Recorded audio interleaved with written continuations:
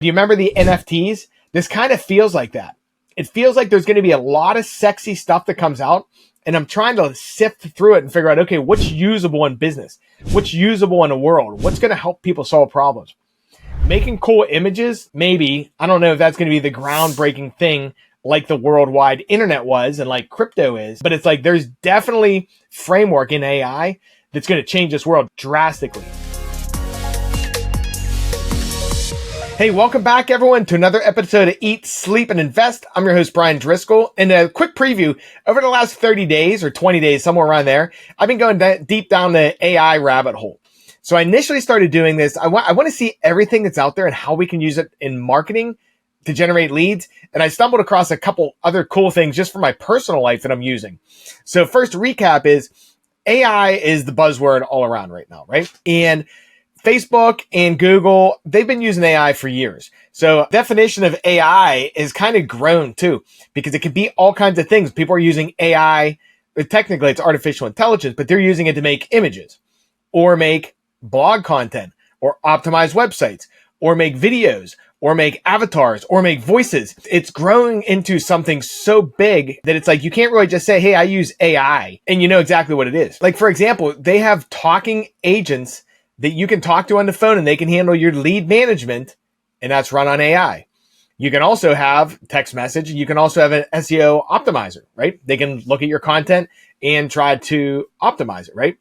So what I did is I started jumping in and I'm like, you know what? I want to go find out the things that I don't know about AI so far and just spend some time. So I decided, hey, I'm just going to spend an hour every day walking on my walking pad. I'm trying to get some steps in and learn, right?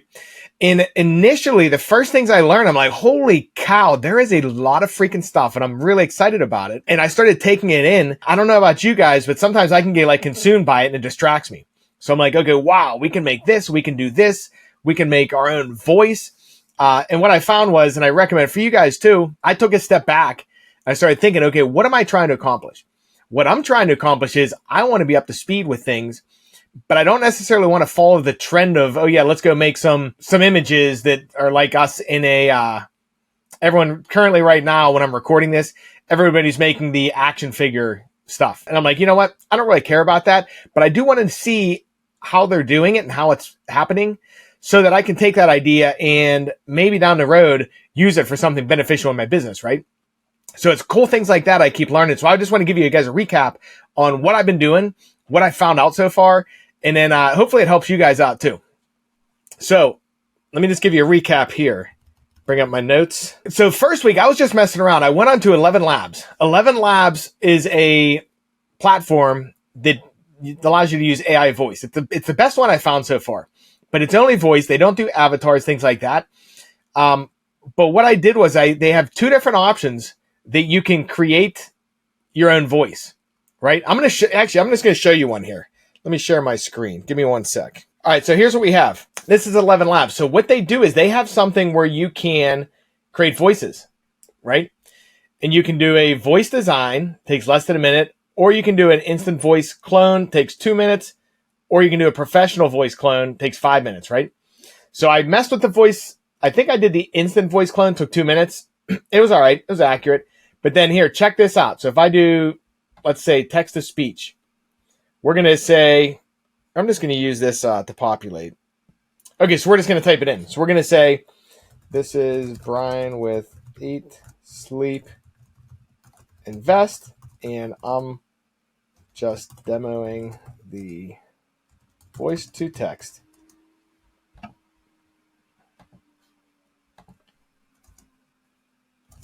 And I'm going to select my voice. The purpose of this is to show.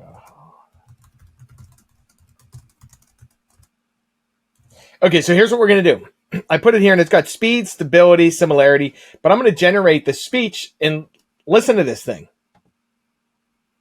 This is Brian W. Eat, Sleep, Invest, and I'm just demoing the voice to text. The purpose of this is to show how accurate my voice is. Okay, now that one sounded mediocre. Let's try this one. This is Brian W. Eat, Sleep Invest, and I'm just demoing the voice to text. The purpose of this is to show you how accurate my voice is. All right, cool. So I started messing with that. So I found out, okay, I can make my own voice. Like, that's pretty cool. I was even a little bit hesitant to upload my voice too. I'm like, but I do other podcasts and everything. I'm like, if people want my voice, they can get it anyways. So I'm like, okay, what am I going to use this for? Well, coincidentally, we changed phone systems and I needed to upload an MP3 voicemail. I'm like, well, let me try this. So I used ElevenLabs, created my voicemail message, boom, uploaded it, done. So so what I'm thinking about when I'm doing AI is it's like, okay, look at the trends, look what people are doing, but like kind of consume it. And then when you have opportunities to pop up in your day, you have another tool in your toolbox, right? So I did ElevenLabs. So we talked about that. Next, I went to Creatify. That's where you can create avatars to make videos. So I took scripts from ChatGPT, uploaded it to Creatify. Creatify has voices also. I did test using Creatify voice and also ElevenLabs voice with their avatar. That was kind of cool. I tested some ads. The ads did okay. Like, they weren't spectacular with the avatars. I just messed around with it though, so I didn't really dive too far down the rabbit hole. I just wanted to see what happened. So what was really cool was the avatars are almost like it's hard to tell that they're not people unless you're looking. So that's something kind of cool there I was looking at, right? Now here's where it's dangerously close to where you may not have to talk to a human though. I mean, and everything's going so fast, it's like, it's almost a little nerve-wracking too, because like with some of these avatars in the voice, in the AI prompts, things like that, it's getting kind of crazy. So what I did then is I went into Google. Google's tool. I was reading, and I'm looking here. It's like Google's Gemini. They say it's getting pretty. They just had an update with Google Gemini. It's getting pretty smart. So what I did there was I went into Google Gemini and I did a podcast on this where we downloaded we did deep research on real estate trends across the United States. That was cool. And then what I did was I pulled that into Notebook LM, and Notebook LM took like 30 pages of content and made it into like a 25-minute podcast. So I'm like, okay, that's neat. And first thing is, it's like, if I want to research something, the deep research is a good tool, but it gives you like such overwhelming information that it was kind of cool to toss that into Notebook LM. So I started thinking too, it's like, okay, when I want to, which I haven't tested this one yet, but I'm starting to think, it's like, what do I want to do with that? Like, I don't do deep research. I'm not in college doing theses, but I do want to know what's going on in the industry. But even more important, on layman's terms, it's like, what if I just want to learn something? Like, for example, I don't know if I told you guys, I'm reading the Bible this year for the last 12 months. I'm like a day, like I'm reading it every single day, right? So I took one of the books in there and I had to do deep research, and then it crafted a 25-minute podcast. And I'm like, this is kind of interesting because I can take all the different information and compile it into one. And then when I'm driving, I can learn things that I want to learn versus listening to other people's podcasts, for example. So it's like, okay, what if I want to learn about real estate marketing? What if I want to learn about how to invest in real estate?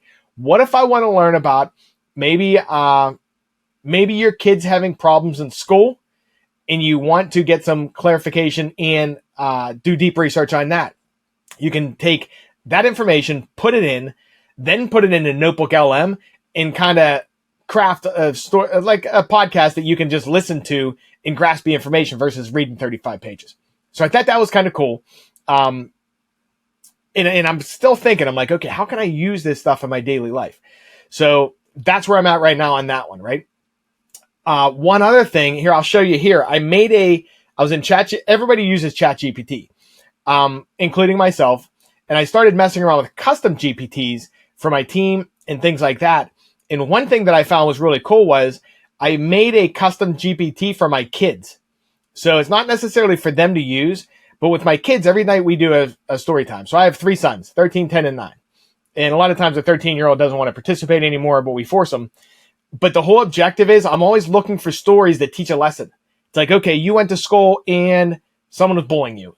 How did you deal with it? Or you went to school and had anxiety. Or you went to a new place that you don't know anybody. How did you handle it? But talking to my kids, they don't want to hear that.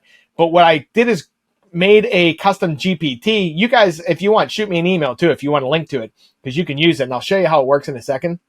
But what I did was I created one that asks me questions and then crafts a story, and then we read it at nighttime. So it's really cool because the kids are involved with making the story, and then we can like go through it, and I'm hinting at giving them some lessons, right? So I'm going to share my screen here and show you guys how this works. All right, so this is what it is. I just call it a story crafter for kids, right? And what I'm going to do is I'm just going to type start. And here's what it does. It asks us questions. And this is cool because I'm like, hey kids, what do you want the main character to be? What do you want the setting to be? What do you want the challenge to be? What do you want the tone to be? And then give some details, and then we'll make it. So we're going to make this real easy. We'll say, let's make it interesting. Can you make a penguin who is a real estate investor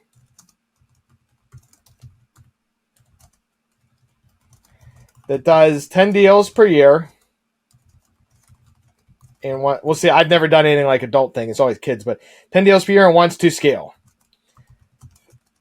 The setting's going to take place in, well, we'll just do it in USA.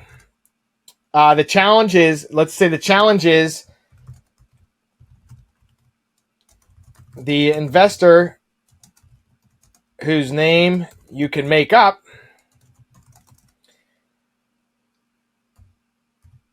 is nervous and anxious as he is comfortable and doesn't like change. It's like a lot of us, right? Yeah, we'll say that's a challenge. And then the tone should be fun. All right, boom. So we press enter. So we asked a couple questions, and then love it. Real estate investor who's pushing. Percy the Penguin's Big Leap in the chilly city of Frostington. And this might not be relevant for real estate investing because I make this for kids, for my kids, but it says the Igloo Spark next year. You can see it on the screen here. I'll read it to you real quick. In the chilly city of Frostington, where the igloos sparkled and the snowmobiles zoomed like taxis, lived a clever little penguin named Percy. But Percy wasn't your average snowball throwing, fish chasing penguin. Nope. Percy was a real estate investor. Every year, Percy flipped 10 cozy igloos, rented out 5 stylish new domes, and even had a few underwater condos for passing whales. He had his systems down like science, crunched the numbers, checked the ice cracks, sealed the deal. But this year, something strange is happening. All his penguin pals are talking about it scaling, building teams, hiring help, doing more. Percy, you're a genius, said Tina the snowy owl. Why not do big this year? Do 20 deals. Percy's feathers ruffled at the idea. 20? That meant change. New systems, new penguins, letting go of comfort routine, just like he thought. Just a thought made his flippers sweat. One night, Percy waddled back to his favorite igloo, made himself a mug of hot kelp cocoa, and stared out the frosted window. What if I mess it all up, he whispered. What if I lose everything? Then he heard a knock. It was Marvin, his old mentor, a retired walrus who once owned half of Frostington's ice real estate. Marvin chuckled as he squeezed through the tiny door. Still playing it safe, Percy? Percy sighed. I like my systems. It works. But everyone keeps saying I should grow. What if I'm not ready? Marvin nodded. I remember that feeling. But you don't have to leap into the unknown all at once. Just take one waddle forward. Hire one helper. Try one new tool. Learn, adjust, and keep your kelp cocoa close. Percy smiled. A waddle didn't sound so scary. So the next day, Percy did just that. He hired his first assistant, Lulu, the fast-talking Arctic fox. She helped organize deals while Percy stayed focused on what he loved most, talking to penguins and spotting the best ice. By the end of the year, Percy had done 15 deals, not 10, not 20, but more than before. And more importantly, he wasn't anxious anymore. He'd learned that growth didn't mean chaos. It meant smart waddling forward. So anyway, that's the kind of stuff I was messing around with. And you can see, like, my kids would listen to that story. Meanwhile, it's about investing and stuff like that. But it's like you're planting seeds in their head. So I'm thinking, okay, that's kind of cool. So then I got into, let me get back to my notes here. Then I was starting to get back to the like Creatify. I did ideogram for visuals, and I was doing Mind Journey, things like that. And I was messing around with images. It's like, okay, how do you make images? So what I did was I went to ChatGPT, created prompts, and then I started putting those prompts into places like ideogram and Mind Journey. And I found that each platform has different strengths. So like ideogram was really cool on taking some of my static ads and taking my winners and making and duplicating them in like different colors, different themes, things like that I could test. Mind Journey was really good at doing pictures that have people in it. So ideogram did better with like things that have words in them. Mind Journey was like better with people, right? So I was messing around with that too. And I always try to get back to like, let's make cool stuff, but like, let's always keep an objective here too. So I was messing around with it, but it's easy to get on the rabbit hole and lose 2 hours.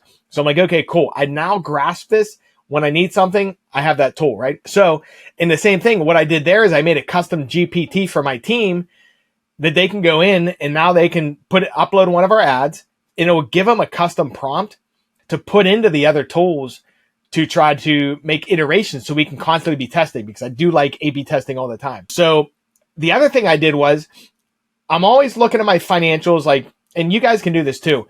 I'm always looking at my financials and I'm like, okay, wrapping my head around it all the time. And I understand my financials. I'm in my business. Like I'm in it, so I understand it. But I found some interesting things too. I was able to take and download my P&L year over year and remove some of the private information, upload it to ChatGPT, and I created a prompt that says, hey, ChatGPT, why don't you act like a financial analyst, analyze this, and then I want to ask you questions. And then I just started asking questions almost like I was talking with someone, and it was crazy how accurate the information was. I'm like, hey, well, what do you see? Why are my sales up this year? Or is my software too expensive? Or what do you see in my business? And it gave back all these different answers. So it was really, really cool. So, and I just started messing around with that too. And I'm going to circle back on that one because that was very interesting. But like honest talk, I was overwhelmed. I'm going through this stuff and I'm finding it's like, there's a freaking lot of stuff. And I'm only tapping like 0.001%. So it's easy to spend your whole entire day messing around with all these new AI tools. And then I also started thinking about it too, back when like Bitcoin and everything was all the hype, which it still kind of is, like crypto. But do you remember the NFTs? This kind of feels like that. It feels like there's going to be a lot of sexy stuff that comes out. And I'm trying to sift through it and figure out, okay, what's usable in business? What's usable in the world? What's going to help people solve problems? Making cool images, maybe. I don't know if that's going to be the groundbreaking thing like the worldwide internet was and like crypto is. But it's like there's definitely framework in AI that's going to change this world drastically. So those are the types of things I'm trying to uncover. So, but as I said, overwhelming, right? So I felt like I'm drinking from a fire hose. So I just set aside the time and it's like, okay, I'm just going to like learn this stuff. And I had to change my thought process, like I said in the beginning of this podcast, to I just want to absorb it. I don't want to do anything with it right now. I just want to see what's out there. And then I'm going to connect the dots. Versus right when I started doing it, it's like, okay, cool, that we can make avatars. Now I got to make some avatars and I got to test them on videos and I got to do this and that. It's like, no, test a couple out, see how it works, and then move on. When you have a real life need for it, come back to it and it's going to be there. And you now have the knowledge that you can be like, okay, yeah, I know how to do that. Right. So jump into it gradually. Like just start testing things. You know what I mean? Like start looking at it and connect the dots. Oh, and there's one other tool I started messing with it, but I didn't get too far into it. It's called sellmethispen.ai. And it's a sales tool where you can give it to your sales team, do your own due diligence, because I haven't really tested this one out yet, but it allows your team to role play based on AI. So they can role play against, like you can probably even upload your voice if you want. But here are the tools that I'd explore if I were you guys, if you wanted to check them out. Ideogram.ai. Mind Journey. Creatify is for the avatars. Notebook LM is the research assistant that like puts things into podcast. ElevenLabs gives you can do different voices. And like I said, sell me this pen. Then obviously ChatGPT. Mess around with some custom GPTs too. Learn a little bit about that because then you can give it to your team. So my final thoughts, like what's next for me? I'm going to keep playing. I'm going to keep doing this every single day. Probably 30 minutes to an hour, and I'm just going to keep taking things in. It's going to be intentional. So for example, I'm watching some of these videos and I'm like, a lot of this stuff's basic, but I don't want to skip it. So I'll stick some of this stuff at 2 times speed. Or some of the things like making images, things like that, I'm interested in it, but not so much. But I also can give it to my team for them to learn that is more important for them, right? And then I'm starting to think too, it's like, okay, how can you take the tools and combine them? So you can go into one of the image softwares and make your own prompt, or you can go to ChatGPT and say, hey, ChatGPT, I want you to act as a expert digital marketer that's really familiar with real estate, and I want you to craft me a prompt to use in Mind Journey to make X.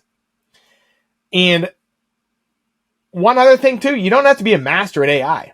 Everyone wants to be like, oh yeah, I know all this stuff, I feel really smart. You don't have to do that.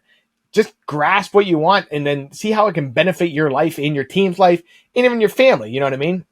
One other thing, if you're not doing this yet, super, super basic, use ChatGPT or Google or any of them just to clean up your emails. I find that happens to me a lot sometimes.